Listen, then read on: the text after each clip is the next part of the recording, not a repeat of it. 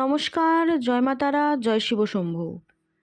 আপনারা যারা প্রচণ্ড অর্থকষ্টে ভুগছেন, রোগ জ্বালা থেকে বেরোতে পারছেন না, রোগ আপনাদের পিছু ছাড়ছে না, সাংসারিক অশান্তি, কর্মে বাধা, বৈবাহিক সমস্যা, দাম্পত্য কলহ যেন লেগেই রয়েছে, সংসারে দিনের পর দিন শান্তি পাচ্ছেন না, স্বামী স্ত্রীর মধ্যে অশান্তি, ঝগড়া দ্বন্দ্ব লেগে আছে, প্রেমিক প্রেমিকার সম্পর্কের মধ্যে সমস্যা, গুপ্ত শত্রু আপনার পিছু ছাড়ছে না, আপনার গুপ্তভাবে ক্ষতি করছে, ভালো কাজ নষ্ট হয়ে যাচ্ছে, কোনো কাজে সাকসেস পাচ্ছেন না, কিছুতেই কোনো সমস্যা থেকে বেরোতে পারছেন না। আপনি কিভাবে সমস্যা থেকে বেরোবেন সেই পথও খুঁজে পাচ্ছেন না।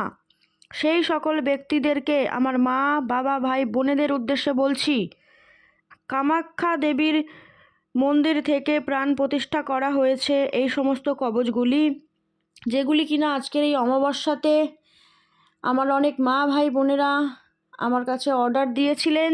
এগুলো পাঠানো হবে কুরিয়ারে।